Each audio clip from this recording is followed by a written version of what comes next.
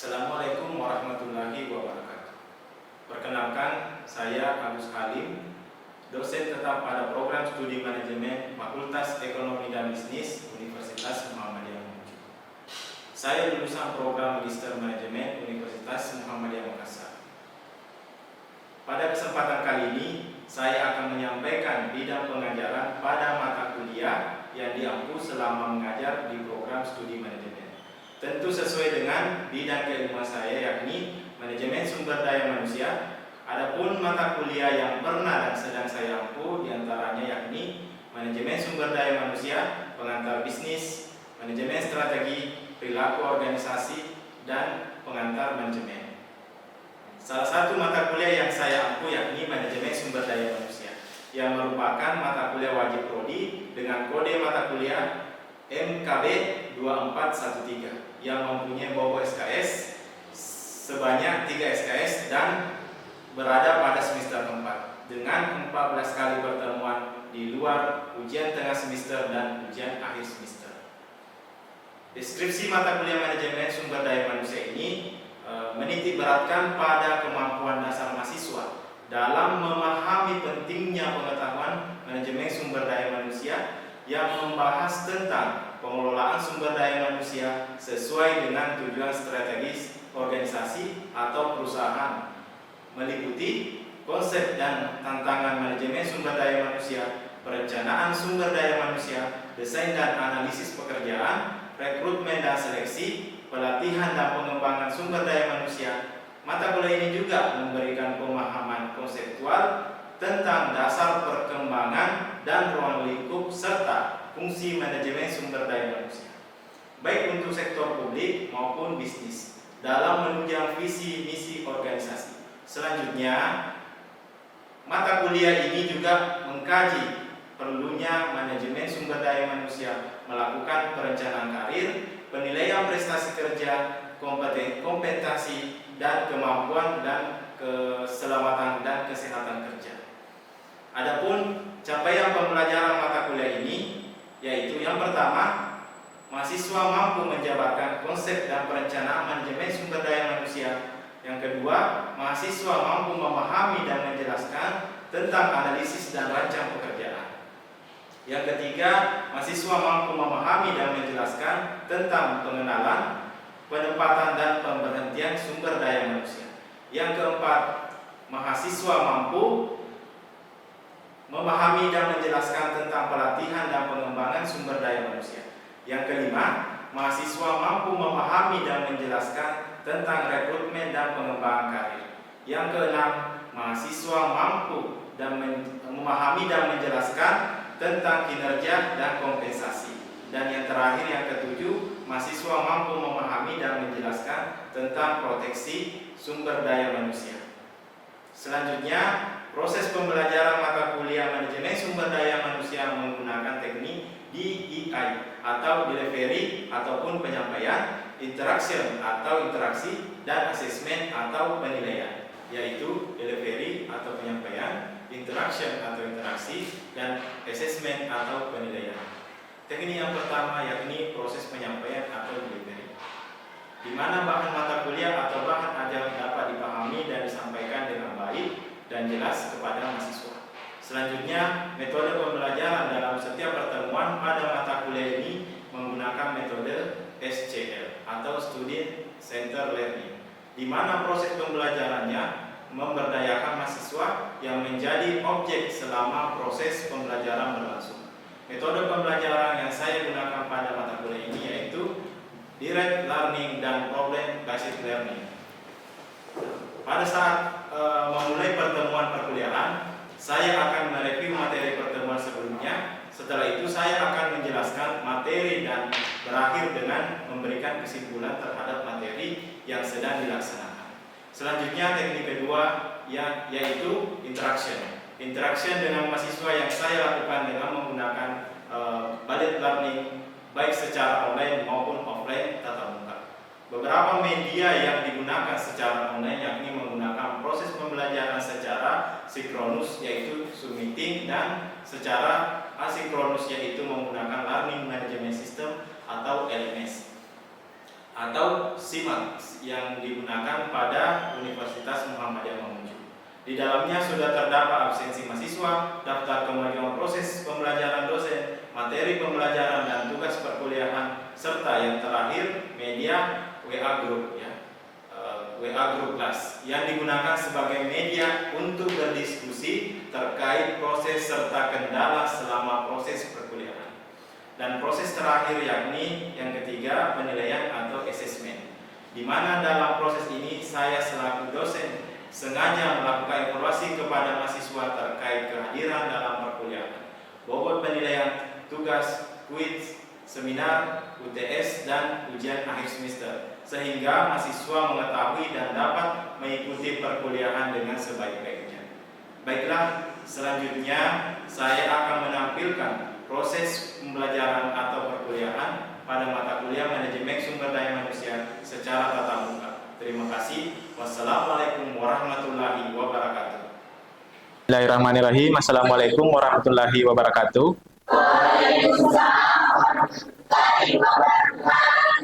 Bagaimana kabarnya semua? Baik.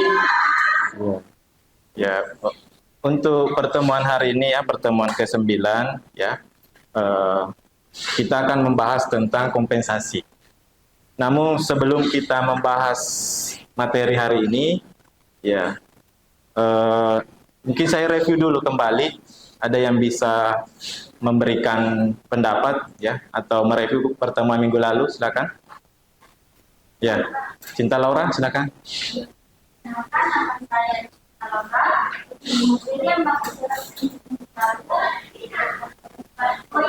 Ya.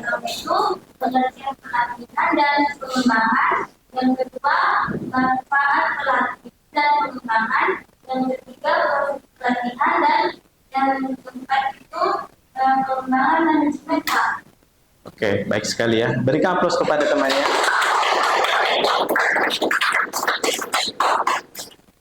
Oke, baik, untuk pertemuan hari ini ya, kita akan membahas tentang kompensasi. Sebelum kita mulai ya pertemuan hari ini, ada mungkin yang bisa pimpin doa dulu, silakan. Baik. Ya. Sebelum kita mulai belajar pada hari ini, marilah kita berdoa menuntut keyakinan masing-masing. Berdoa.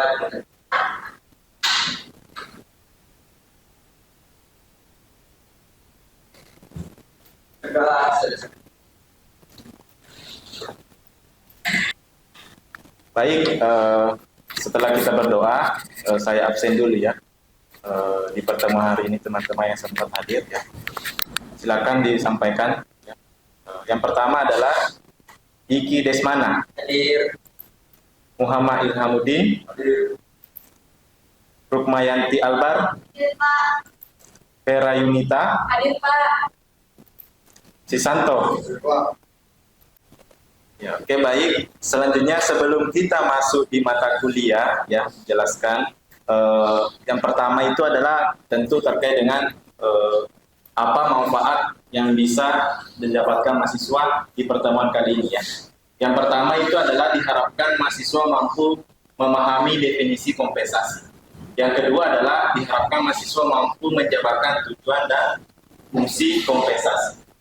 Yang ketiga adalah diharapkan mahasiswa mampu menganalisis faktor-faktor yang mempengaruhi kompensasi. Yang keempat adalah diharapkan mahasiswa mampu menentukan langkah-langkah penentuan kompensasi. Yang kelima adalah diharapkan mahasiswa mampu menganalisis komponen-komponen kompensasi. Dan yang terakhir, diharapkan mahasiswa mampu menganalisis asas-asas kompensasi.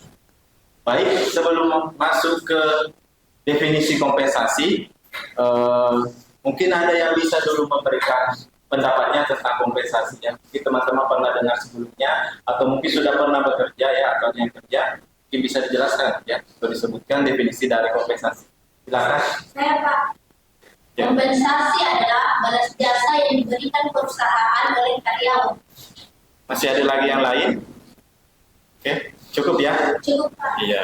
Baik, seperti tadi yang disampaikan oleh temannya ya, sudah bagus sekali tentang definisi dari kompensasi ya. Namun di sini saya menambahkan ya pendapat kompensasi. Yang pertama itu adalah kompensasi adalah semua pendapatan yang berbentuk uang, barang langsung atau tidak langsung yang diterima karyawan sebagai balas jasa yang diberikan perusahaan kepada karyawan. Jadi kompensasi itu semua ya, baik itu berupa uang atau barang yang bersifat langsung atau tidak langsung ya seperti misalnya jabatan, itu bukan uang ya. Nah, itu semua bentuk kompensasi yang diberikan perusahaan, seperti misalnya fasilitas, itu juga merupakan bentuk kompensasi yang diterima karyawan dari perusahaan atau organisasi. Yang kedua adalah sesuatu yang diterima karyawan sebagai penukaran dari kontribusi jasa mereka pada organisasi. Ya, jadi semua itu adalah bentuk timbal balik dari perusahaan kepada karyawan yang telah mengabdi atau memberikan atau bekerja pada perusahaan tersebut atau organisasi. Yang ketiga adalah sistem kompensasi yang baik diharapkan mampu memberikan kepuasan bagi karyawan dan memungkinkan perusahaan memperoleh, mempekerjakan dan mempertahankan karyawan. Jadi faktor kompensasi juga ini menentukan bahwa karyawan itu bertahan lama atau tidaknya di perusahaan itu bisa dilihat dari salah satu indikator dari kompensasi yang baik dari organisasi atau perusahaan. Karena kapan kompensasi dari perusahaan itu kurang baik atau organisasi, maka bisa saja karyawan atau pegawainya itu akan tidak betah bekerja di sana ya, akan mencari pekerjaan lain, ya, akan pindah di perusahaan lain dan sebagainya. Ya. Selanjutnya kita lihat ada tujuan dan fungsi kompensasi. Ya. Yang pertama tujuan. Ya. Tujuan yang pertama dari kompensasi adalah ikatan kerjasama. Ya. Jadi tujuan yang pertama di dalam kompensasi itu adalah adanya ikatan kerjasama. Ikatan kerjasama dengan siapa? Ikatan kerjasama di sini adalah ikatan kerjasama antara pegawai dengan perusahaan atau organisasi. Ya, jadi semakin baik kompensasi maka akan semakin giat karyawan bekerja, sehingga dia akan loyal nanti pada akhirnya kepada perusahaan atau organisasi. Yang kedua adalah kepuasan kerja. Ya, pegawai akan merasa puas jika kompensasinya merasa adil dan cukup untuk kebutuhan kehidupan sehari-hari. Yang ketiga adalah pengadaan efektif. Jadi dengan ada kompensasi, maka pengadaan misalnya di organisasi atau di perusahaan itu tidak akan sering dilakukannya, karena pegawai menggunakan fasilitas dan perlengkapan yang ada di perusahaan itu dengan sebaik-baiknya. Ya, dia akan menganggap bahwa barang ini adalah milik saya, ya. Sehingga pasti dia akan menjaganya. Yang keempat adalah memotivasi. Jadi pegawai akan termotivasi, diharapkan termotivasi dengan adanya kompensasi, sehingga dia akan giat. Yang kelima adalah stabilitas karyawan. Jadi stabil karyawan yang tidak sering terjadi pergantian karyawan di dalam suatu perusahaan atau organisasi. Ya, bahkan kalau bisa mungkin karyawan tersebut minta penambahan, misalnya kalau sudah berakhir masa jabatannya. Ya, atau misalnya pergantian bagaimana dia berusaha untuk tetap bertahan di organisasi atau perusahaan. Yang terakhir adalah meningkatkan sikap disiplin karyawan. Ya, seperti tadi setelah diberikan kompensasi, kalau misalnya dia yang kerja masuk jam 8, dia akan sudah berada di kantor atau perusahaan tersebut ya, sehingga itu akan meningkatkan disiplinannya. Aturan-aturan juga yang ada di perusahaan akan dia penuhi dengan baik. Dia akan melaksanakan misalnya tugas dan tanggung jawabnya di perusahaan dengan sebaik-baiknya. Selanjutnya kita pindah ke fungsi kompensasi. Ya. Sebagai pemicu karyawan untuk berprestasi serta bekerja lebih giat lagi. Jadi fungsi kompensasi yang pertama itu sebagai pemicu ya, sebagai dorongan supaya karyawan itu mau untuk berprestasi. Berprestasi dalam artian memperbaiki kinerjanya di organisasi tersebut dengan sebaik-baiknya, artinya melakukan pekerjaan dengan sebaik-baiknya. Ya. Yang kedua adalah memperoleh karyawan yang berkualitas. Ya, tentu untuk memperoleh karyawan berkualitas biasanya dilakukan rekrutmen dan seleksi. Ya, tetapi biasanya di rekrutmen dan seleksi itu sudah memang disampaikan ya, misalnya berapa kompensasinya, berapa gajinya, ya, berapa insentifnya dan lain sebagainya. Sehingga calon karyawan yang akan mendaftar nanti akan memiliki motivasi yang tinggi ya, akan semangat untuk bekerja di perusahaan atau organisasi. Yang ketiga adalah menjadi daya tarik perusahaan bagi para calon karyawan berkualitas. Ya. Seperti tadi saya sampaikan bahwa kalau pendaftaran misalnya rekrutmen seleksi, ya karyawan tersebut akan menyampaikan hal-hal yang berkaitan dengan perusahaan tersebut, ya, supaya dia termotivasi untuk bekerja di perusahaan tersebut. Selanjutnya kita lihat faktor-faktor yang mempengaruhi kompensasi, ya. Yang pertama ada faktor internal, ya. Di sini ada dua. Yang pertama adalah dana organisasi. Jadi faktor internal yang pertama adalah dana organisasi. Ya, jadi kemampuan keuangan suatu perusahaan atau organisasi itu akan mempengaruhi kompensasinya. Artinya perusahaan yang sudah lama berkembang, ya, atau perusahaan yang maju, ya, yang sudah memiliki misalnya banyak cabang dan sebagainya di mana-mana, tentu kondisi keuangannya berbeda dengan perusahaan yang misalnya baru memulai atau baru, ya. Nah, itu tidak bisa disamakan nanti kompensasinya. Selanjutnya terkait dengan serikat pekerja. Ya, serikat pekerja ini misalnya faktor internal, ya. Misalnya ada organisasinya, ya, ada perkumpulannya ini para pekerja atau karyawan di perusahaan tersebut. Selanjutnya kita lihat faktor eksternal, ya. Ada 4 poin. Yang pertama adalah penawaran dan permintaan tenaga kerja. Ya, seperti misalnya pada saat seleksi tadi, ya, selalu dilakukan permintaan tenaga kerja dan penawaran. Yang kedua adalah biaya hidup besarnya. Jadi terkait dengan biaya hidup di suatu daerah, ya misalnya biaya hidup di Kota Mamuju ini mungkin yang berbeda dengan yang ada di Morowali, dan itu juga akan mempengaruhi nanti kompensasinya. Karena itu tidak bisa disamakan antara kompensasi yang ada di daerah kita ini, ya, dengan di daerah luar. Yang ketiga adalah kebijakan pemerintah. Jadi tergantung terkait dengan kebijakan-kebijakan yang dilakukan oleh pemerintah. Yang terakhir adalah kondisi perekonomian. Ya, ini kan kemarin kondisi perekonomian kita kalau misalnya lagi baik, akan juga mempengaruhi nanti ke sektor perusahaan tersebut. Selanjutnya ada faktor pribadi karyawan itu, ya. Yang pertama adalah produktivitas kerja. Ya, tergantung produktivitas kerja dari karyawan tersebut. Misalnya di perusahaan itu ada target pekerjaan. Kalau dia mampu mengerjakan dengan pekerjaan yang cukup baik, ya, banyak, maka dia akan mendapatkan kompensasi yang besar pula. Begitupun sebaliknya, ya. Kalau dia hanya mampu mengerjakan misalnya sebagian, ya, maka kompensasinya juga tergantung dari hasil pekerjaan.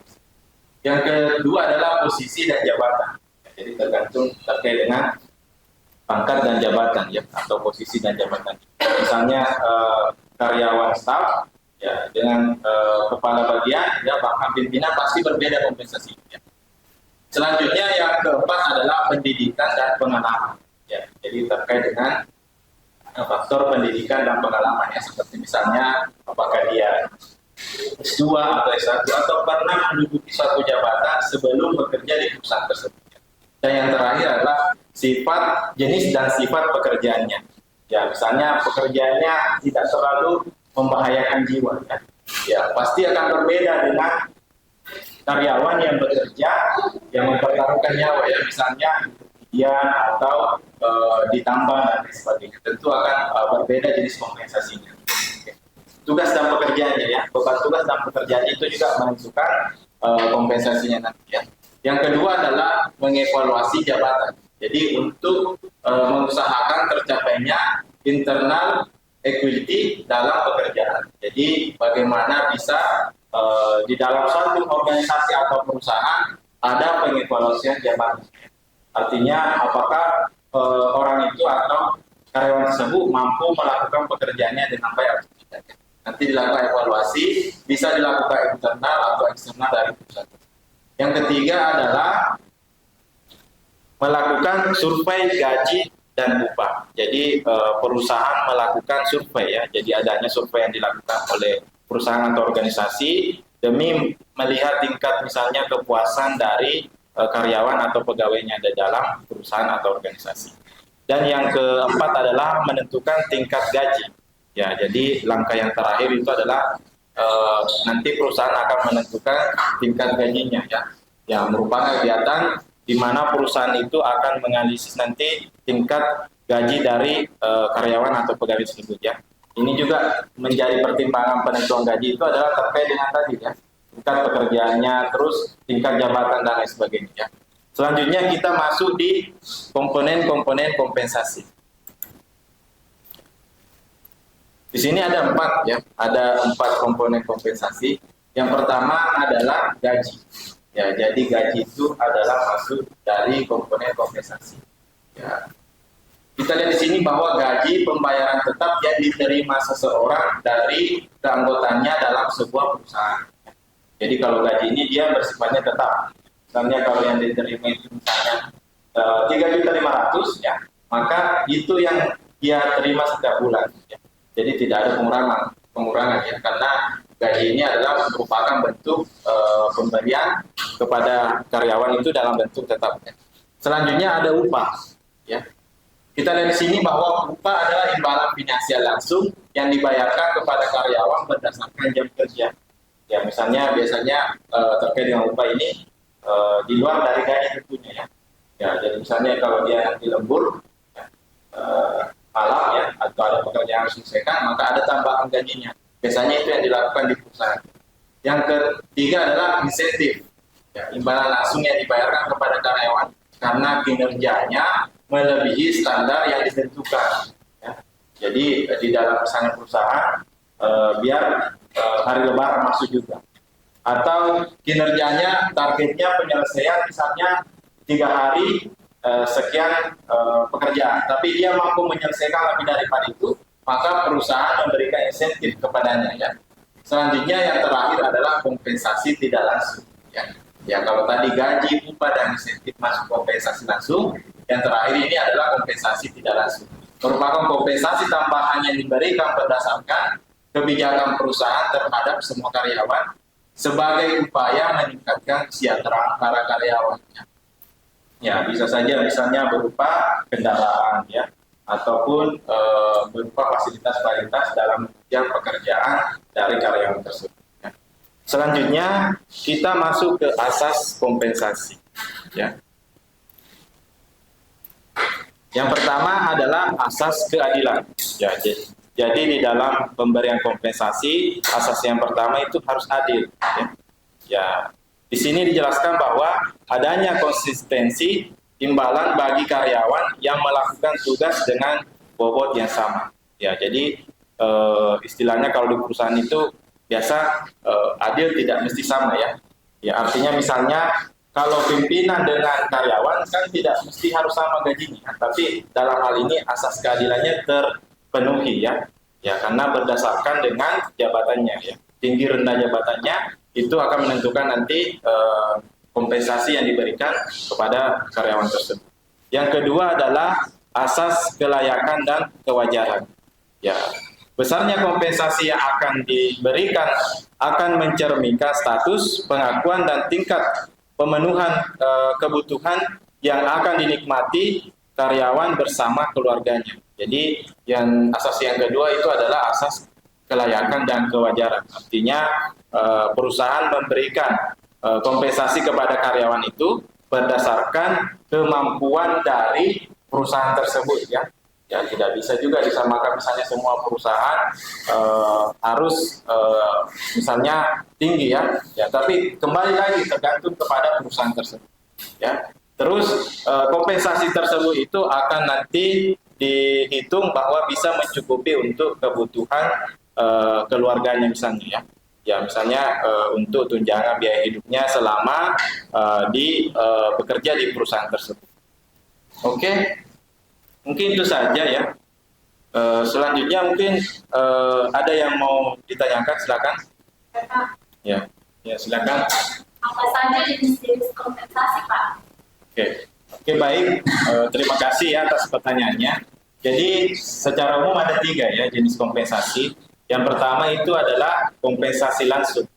Ya, jadi kompensasi langsung itu adalah kompensasi yang diterima karyawan langsung ke rekeningnya, ya, seperti misalnya gaji, upah, insentif dan lain sebagainya. Yang kedua adalah kompensasi tidak langsung. Ya, jadi biasanya untuk kompensasi tidak langsung ini melalui pihak ketiga, ya, seperti misalnya fasilitas kesehatan, ya. BPJS ketenagakerjaan, BPJS kesehatan dan lain sebagainya. Sementara yang ketiga adalah kompensasi non finansial, ya. Ya, seperti misalnya terkait dengan gaji, yang terkait dengan fasilitas kerja, ya, kendaraan, ya, kendaraan dinas yang digunakan karyawan dalam perusahaan tersebut, ya, termasuk dana pensiun misalnya kalau ada, ya, di dalam perusahaan atau organisasi tersebut. Oke, saya kira itu, ya. Bagaimana, jelas jawabannya? Jelas, Pak. Ya. Selanjutnya masih ada yang mau ditanyakan? Coba. Ya. Oke, selanjutnya adalah saya akan bertanya, ya, kepada teman-teman mahasiswa. Silakan. Selanjutnya saya akan bertanya kepada teman-teman mahasiswa, ya. Ada yang bisa menyebutkan dampak positif dari kompensasi? Silakan angkat tangan yang mau menjawab. Oke, silakan. Baik, kan saya membahas dampak positif dari kompensasi yang pertama, yaitu membuat karyawan terpacu untuk berprestasi dan bekerja. Kemudian yang kedua, dapat menjadi daya tarik bagi para pekerja. Kemudian yang ketiga, dapat membuat citra perusahaan lebih baik dibanding kompetitor. Kemudian yang keempat, ada perusahaan bisa mendapatkan pekerja yang berkualitas. Dan yang terakhir itu ada dapat berdampak bagi proses administrasi dan aspek hukum yang ada. Terima kasih, Pak. Oke, baik sekali. Berikan aplaus kepada.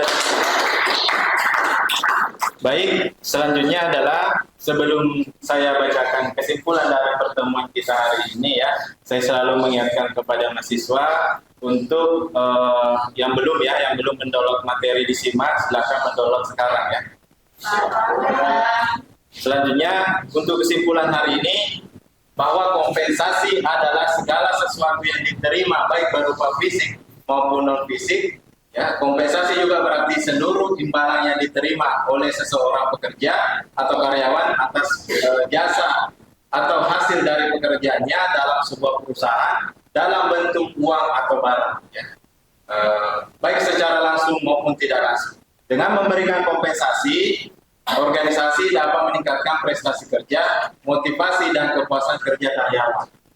Kompensasi sangat penting bagi karyawan itu sendiri sebagai individu, karena besarnya kompensasi merupakan pencerminan atau ukuran nilai pekerja karyawan itu dan kepuasan kerja karyawan tersebut. Apabila kompensasi diberikan secara tepat dan benar, pada karyawan akan memperoleh kepuasan kerja dan akan termotivasi untuk mencapai tujuan-tujuan organisasi. Akan tetapi, bila kompensasi tidak diberikan dan tidak memadai atau kurang tepat, prestasi kerja, motivasi dan kepuasan kerja karyawan akan menurun, ya. Mungkin itu saja materi ini hari, ya. Untuk materi minggu depan kita akan membahas tentang penilaian prestasi kerja, ya. Silakan nanti teman-teman sudah bisa mendownload materinya di SIMAK, ya, untuk dipelajari sebelum masuk pertemuan di minggu depan. Ya, Pak. Masih ada yang ingin ditanyakan sebelum saya tutup? Cukup, Pak. Oke. Selanjutnya, karena tadi diawali dengan doa, maka kita akhiri dengan doa juga, ya. Silakan satu orang mimpin doa.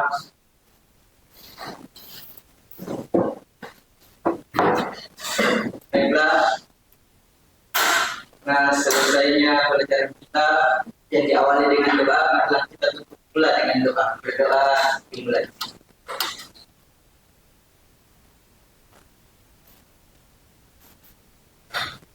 Berdoa selesai.